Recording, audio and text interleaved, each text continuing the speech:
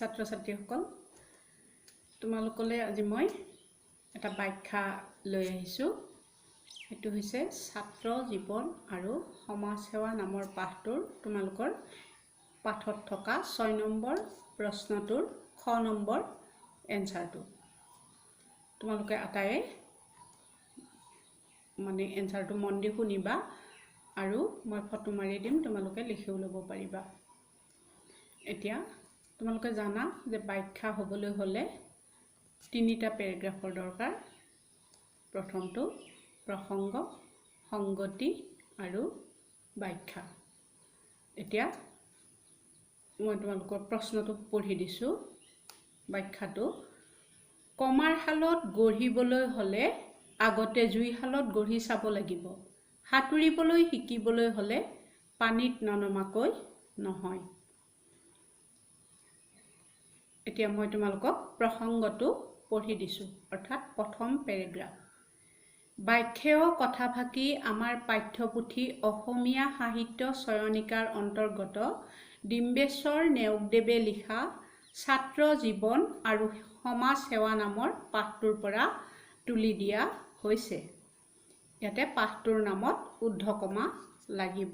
ছাত্ৰ জীৱন আৰু সমাজ সেৱা ঊৰ্ধ্বকমাৰ ভিতৰত থাকিব। সংগতি অৰ্থাৎ দ্বিতীয় প্যাৰাগ্ৰাফ। অভ্যাস নকৰিলে নতুবা একাগ্ৰতা নাথাকিলে যে আমি একো শিকিব নোৱাৰো, ইয়াকে ক'বলৈ যাওঁতে উক্ত কথাফাকিৰ অৱতাৰণা কৰা হৈছে। এতিয়া তৃতীয় প্যাৰাগ্ৰাফ অৰ্থাৎ ব্যাখ্যা। ছাত্ৰ জীৱন শিকাৰ সময়। শিক্ষাৰ্থীসকল শিক্ষা লাভৰ সময়ছোৱাত একাগ্ৰ হোৱাটো নিতান্তই প্ৰয়োজনীয়। যিদৰে কমাৰসকলে কিবা এটা সামগ্ৰী গঢ়িবলৈ যাওঁতে আগতে জুইশালত গঢ়ি ল'ব লাগে। জুইশালত গঢ় দি নোচোৱাকে কমাৰ শালত গঢ় দিব নোৱাৰে।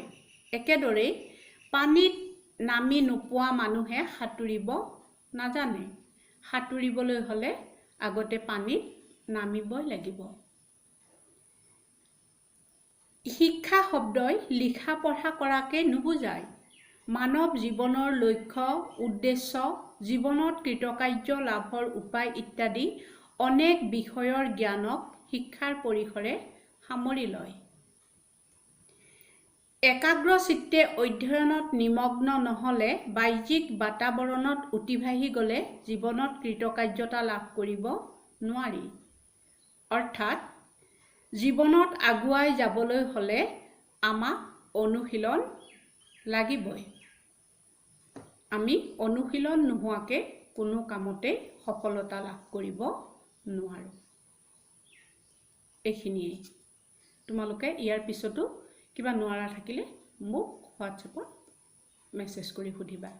মই উত্তৰ দিবলৈ প্ৰস্তুত আছো। ধন্যবাদ। ভালে থাকা আটাইবোৰ।